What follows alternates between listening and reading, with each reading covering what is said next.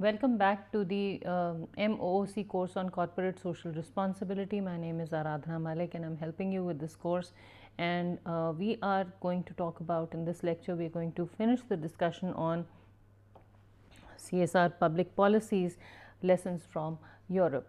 So in the previous class we discussed the role of the how government helps with CSR, or how CSR happens through government efforts. In this lecture we are going to talk about government, society and public partnerships. So let's see what we have here. CSR and government society relationships. The soft policies that refer to this could be raising awareness, as in the previous case. There could be, and under this, the specific activities that could be carried out could be the analysis and dissemination of good practices in business operations with high impact on the community. That could include work-life balance, social cohesion, etc. There could be tax incentives for civil society government partnership programs. Government could help with knowledge dissemination of international agreements with civil society implications. So, agreements regarding human rights, labor standards. Well, on a lighter note, I am an employee of the government, and I am or of a public institute, and I am sharing all this information with you in the hope that you will take the baton forward and do what is required. So, even though this is not a focused government activity, as a representative of the government, an employee in an institute run by the Ministry of HRD, I'm doing my tiny bit, through the avenue that I have, to share with you what is out there. So, and the aim is to help the government share information, knowledge with people who can do something about it. Okay. And of course, a lot of us are doing similar things in similar areas. Then, then as far as voluntary initiatives are concerned, facilitating and promoting of voluntary initiatives is concerned, the government could help with campaigns for sustainable consumption, publications, seminars and dissemination. You see all kinds of campaigns on the television. These are public interest advertisements that are there on television. So there's one about the Swachh Bharat Abhiyan, or the Clean India campaign, and we have a series of advertisements on television, on national television, on when you log in, so through various private channels. And then we have various such campaigns going on. So, don't dirty your environment, all of that. Then ethical investment initiatives are there. There could be the government could support social responsibility initiatives. Government could support socially responsible consumption. As far as capacity building is concerned, there could be publications, events, so not events, events and press. There could be surveys and CSR awards. Okay. As far as the stakeholders are concerned, there could be creation of communication mechanisms to foster business community dialogue, promotion of transparency mechanisms, and promotion of partnerships and participation in them. At the international level, there could be promotion of initiatives with international NGOs. There could be participation in international civil society activities. Okay. As far as the management of social organizations is concerned, there could be an improvement in the management of social enterprise.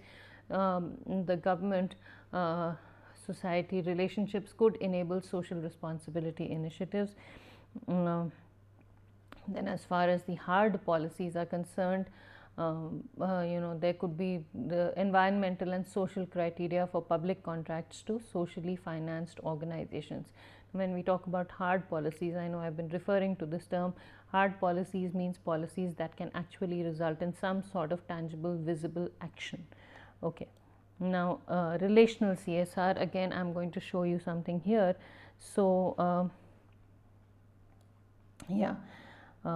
let me see. I will copy these, and 1 second. I have something very, very interesting to show you here.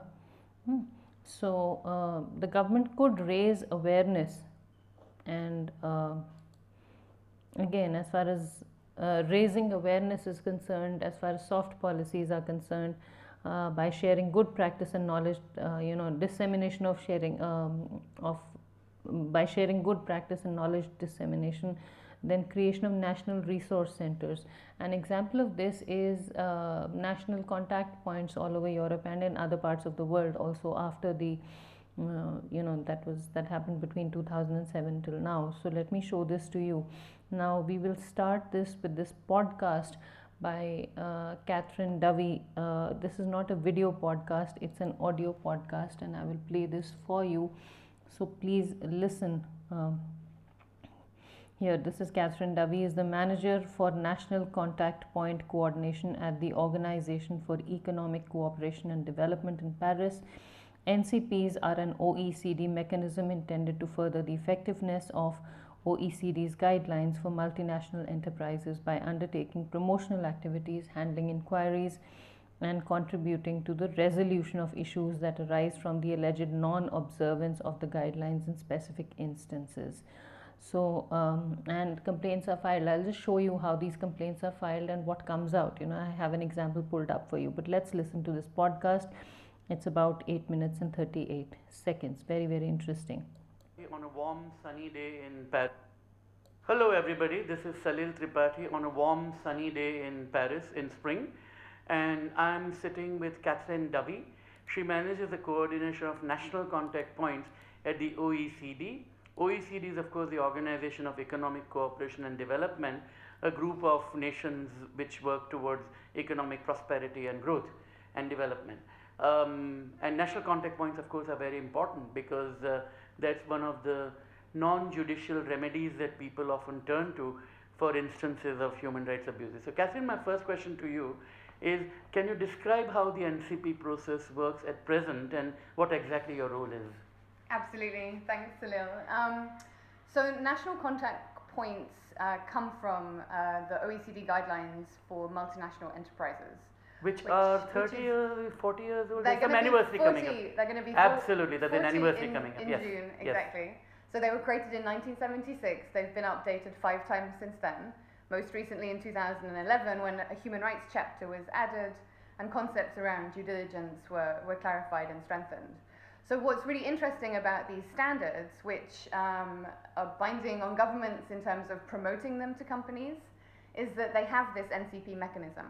Now, in most instances, NCPs will be a government office which is designed to do 2 things. 1, promote the guidelines to business, and 2, receive complaints or cases when people or NGOs or trade unions or anyone really feel that the guidelines have not been respected in practice. And they're very broad, they cover 11 chapters, all different areas of business ethics, corporate responsibility, from, as I mentioned, human rights, but also labor, environment, consumer, taxation, a whole bunch of topics.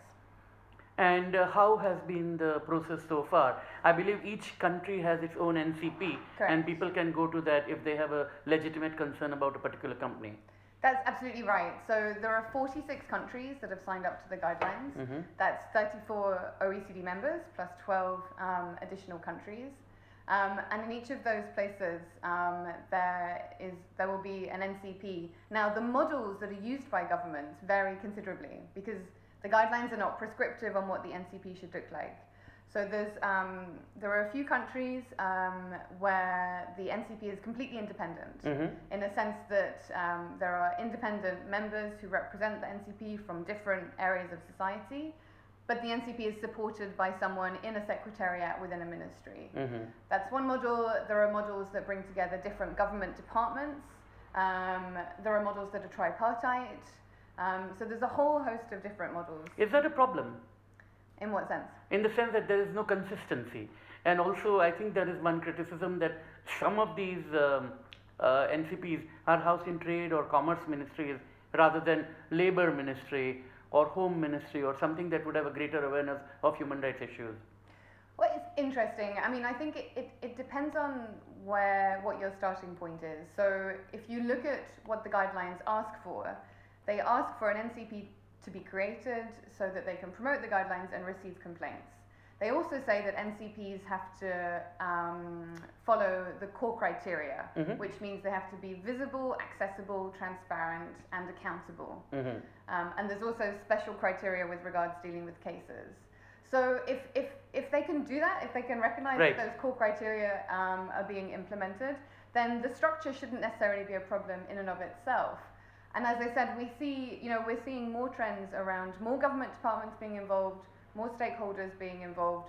Some NCPs have created oversight bodies, which is quite interesting as well, so that there might be a review process afterwards.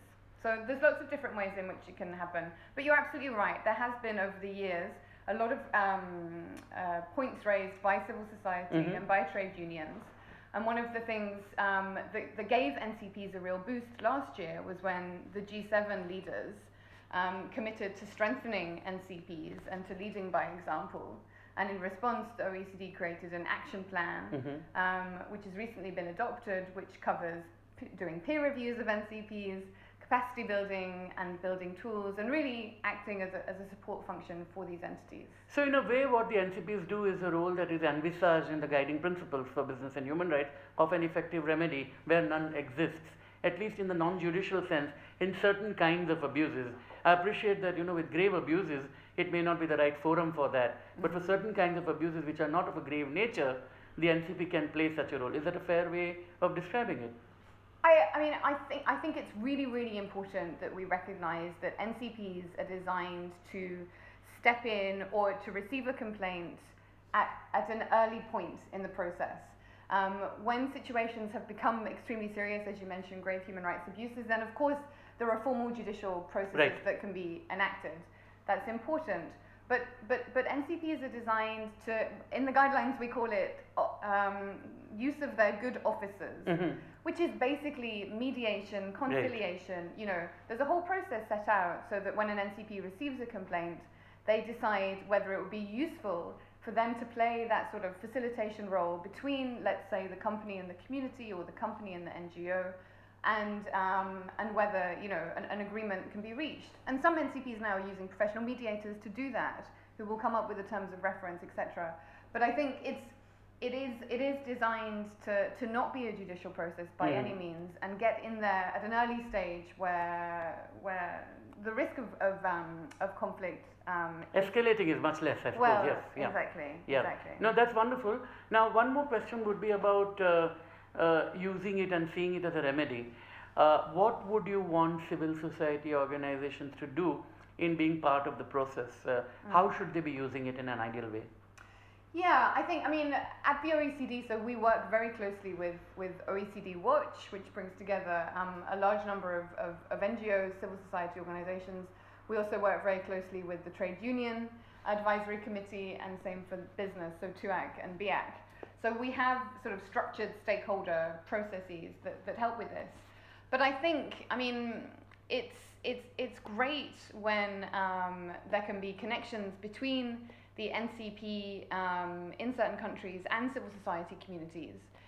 We try and, at the Secretariat, we work a lot with our stakeholders, as I mentioned, but there are also various ways in which organizations can input, not just in terms of bringing forward a complaint, but also raising awareness among a business audience as to what's expected.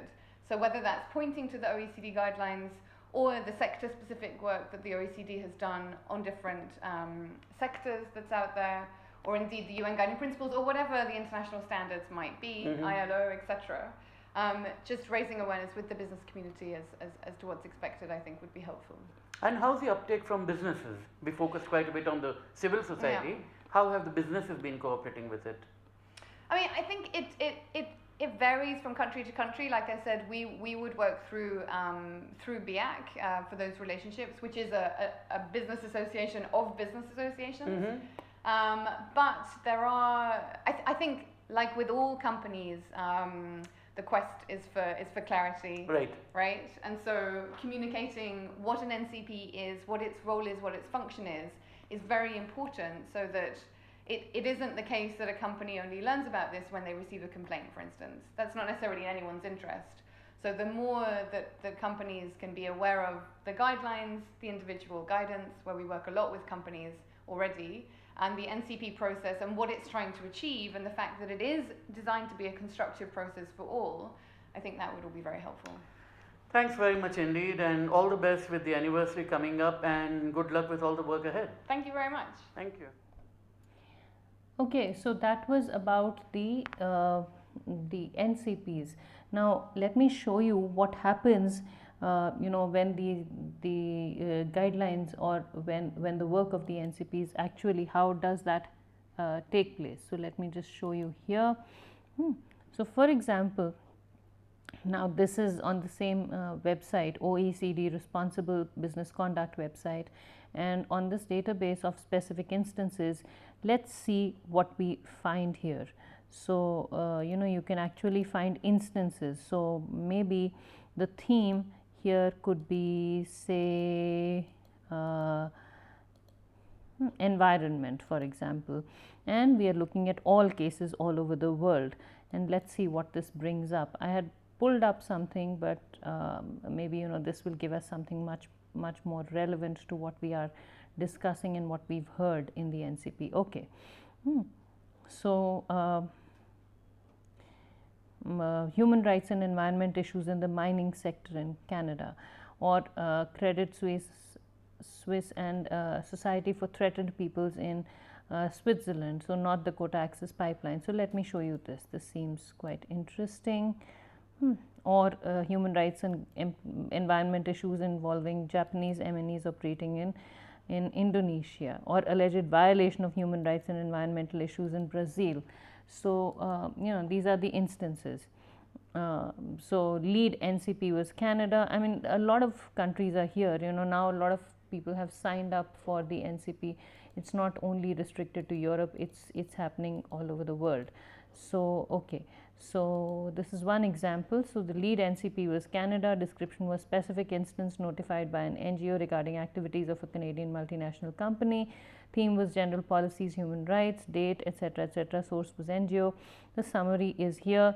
The Canadian NCP received a submission from an NGO alleging that a Canadian multinational enterprise had not observed the general policies, the human rights and environment provisions of the guidelines in its operations in Canada. The NCP has engaged with both parties and is preparing its initial assessment. Now the complaint was received on the 1st of December 2016, very recently. It's still not been settled, which is why the identity of the organization has not been released. In cases that are settled, you will see names. So this is not a forum to do that. So, but you can explore this database on your own. So this is the way things are really happening. As far as with government intervention and with the public-private partnerships. Okay. All right. Then relational CSR, government, business, society, soft policies. With reference to capacity building, you could have multi-stakeholder forums, you could have business support networks, you could share experiences and best practices. As far as voluntary initiatives are concerned, you could facilitate and promote roundtables on codes of conduct. You could do the same for, or you could facilitate and promote university business research projects, promote dialogues, play a proactive role in promoting innovation, pilot projects and dialogue. Then as far as stakeholders are concerned, stakeholders could be consumers and investors. As far as consumers are concerned, you could provide information on supply chain sustainability index of products. As far as investors are concerned, you could provide information on responsible corporate policies and expectations regarding pensions. As far as evaluation and accountability are concerned, you could provide accountability and auditing mechanisms, triple bottom line reporting initiatives, social and environmental labeling.